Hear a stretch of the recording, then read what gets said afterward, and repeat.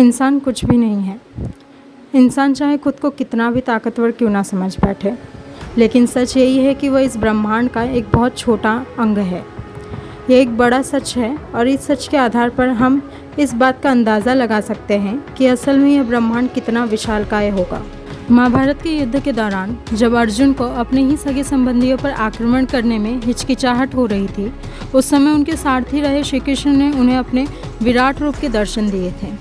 यह रूप इतना विराट था कि उसमें समस्त ब्रह्मांड समा गया था और अर्जुन को श्री कृष्ण के उस रूप में ब्रह्मांड के तीनों लोकों के दर्शन हुए थे। हिंदू पुराणों में हम अक्सर 3 लोकों के बारे में ही सुनते और पढ़ते आए हैं: स्वर्गलोक, भूलोक और पाताल लोक। स्वर्गलोक जहाँ देवता और ईश्वर वास करते हैं, भूलोक जहाँ मानव जैसे नश्वर जीव वास करते हैं और पाताल लोक जहाँ असुर और भटकती आत्माएं रहती हैं। लेकिन शायद बहुत कम ही लोग जानते हैं कि ब्रह्मांड में 3 नहीं बल्कि 10 लोक हैं और आमतौर पर स्वर्गलोक को सबसे ऊपरी स्थान पर रखते हैं, लेकिन 10 लोकों में स्वर्गलोक 5वें स्थान पर है। लोकों की इस सूची में सबसे ऊपर है सत्यलोक। इस लोक को ब्रह्मा का निवास स्थान माना जाता है।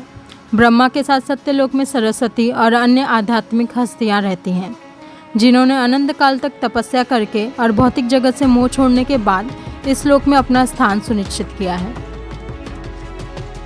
सत्यलोक से 12 करोड़ योजन नीचे स्थित है तपोलोक। यहाँ चारों कुमार सनंत, सनक, सनंदन, सनातन रहते हैं। विष्णु के पहले अवतार माने जाने वाले यह कुमार ज्ञान शक्ति को दर्शाते हैं। इन्हें कुमार इसलिए कहा जाता है क्योंकि ये अनश्वर है और इनका शरीर मात्र 5 साल के बच्चे का है। अपनी पवित्रता के कारण ये कुमार ब्रह्मलोक और विष्णु के स्थान वैकुंठ में आने जाने के लिए स्वतंत्र हैं। तपोलोक से 8 करोड़ योजन नीचे स्थित है महर्षियों की निवास भूमि जनलोक, जिसे महरलोक भी कहा जाता है। इस लोक में रहने वाले ऋषि मुनि भौतिक जगत और सत्यलोक में विचरण करने के लिए स्वतंत्र होते हैं। इस लोक पर रहने वाले महर्षियों द्वारा अलग अलग लोकों पर जाने की गति इतनी अधिक है कि आधुनिक विज्ञान भी उसे समझ नहीं सकता। महान भृगु मुनि भी जनलोक में ही रहते हैं। इस स्थान पर रहने वालों की जीवन आयु ब्रह्मा के एक दिन के बराबर मतलब 4.32 अरब वर्ष है। कर्मों के आधार पर यह निश्चित होता है कि संबंधित आत्मा अपने सुकर्मों की वजह से ब्रह्मलोक में जाएगी या फिर जनलोक से नीचे स्थित देवों के स्थान पर पहुंच जाएगी।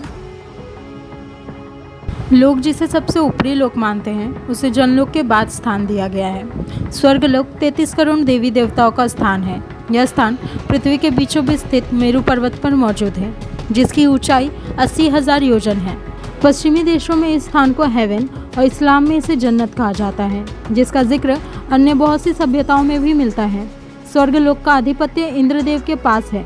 यहाँ इंद्र और अन्य देवों के अलावा अप्सरा, गंधर्व, देवदूत और वासु भी रहते हैं। इन सभी के पास चमत्कारी शक्तियाँ तो हैं ही, इसके अलावा ये अत्यधिक दीर्घायु और बीमारियों से मुक्ति जैसी सुविधाएं भी रखते हैं। स्वर्गलोक के देव अगर भौतिक जुड़ाव को पूरी तरह नकार कर आध्यात्मिक यात्रा की ओर अग्रसर हो जाते हैं, तो ये मुनि लोक, जिसे जनलोक कहा जाता है, के लिए प्रस्थान कर सकते हैं।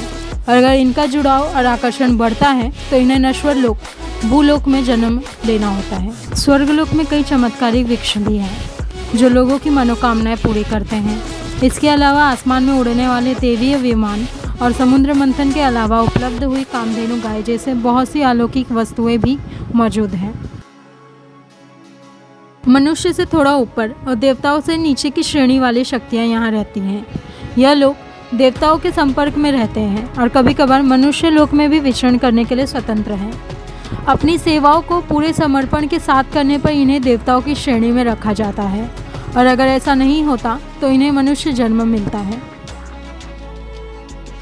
महरलोक से 1 करोड़ योजन नीचे है ध्रुवलोक, जहाँ आकाशगंगाओं विभिन्न तारामंडलों का स्थान है। ध्रुवलोक में वैकुंठ पूर्वी दिशा में स्थित है, जिसे क्षीरो दिव्य विष्णु का निवास स्थान माना जाता है। कहते हैं कि जब कभी लोक नष्ट हो जाएंगे तब भी ध्रुवलोक का अस्तित्व बरकरार रहेगा। यहाँ सूर्य के अलावा सौरमंडल के सभी नवग्रह निवास करते हैं। कहते हैं हिंदू धर्म के सबसे महत्वपूर्ण 7 ऋषियों का समूह अनंत काल से इस लोक में रहता है। नश्वर लोक, जिसे भूलोक कहा जाता है, यहाँ पाप और पुण्य के फेर में उलझे इंसान रहते हैं जो पूरी तरह देवताओं और ईश्वर की निगरानी पर अपना जीवन व्यतीत कर रहे हैं। इसके अलावा हर वो चीज़ जिसका अंत एक निश्चित समय पर हो ही जाना चाहिए, वो सारी चीज़ें भी इसी स्थान पर वास करती हैं। असुरों के शासन में पाताल लोक का संचालन होता है। इस स्थान पर सभी नकारात्मक ताकतें निवास करती हैं, जिनका स्वर्ग तक पहुंचने का रास्ता पृथ्वी से होकर गुजरता है। तो ये थी आज की वीडियो। अगर आपको वीडियो पसंद आई हो तो लाइक कीजिए, कमेंट कीजिए, अपने फ्रेंड्स और फैमिली मेम्बर्स के साथ शेयर कीजिए और हमारे चैनल को सब्सक्राइब कीजिए। मिलते हैं अगले वीडियो में।